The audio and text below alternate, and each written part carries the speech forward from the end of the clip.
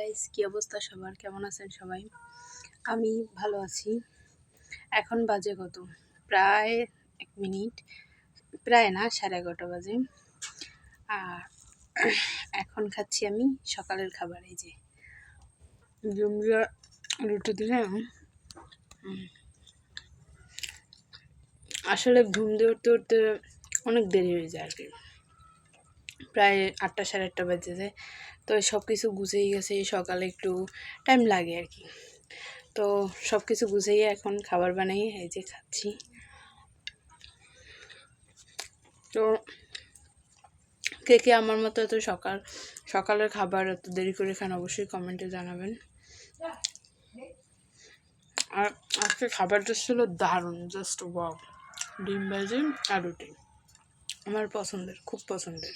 ডিম ভাজি তো আমার মোস্ট ফেভারিট খাওন, তার মধ্যে আবার রুটি বেশ অস্থির। তো বাই বাই, টাটা।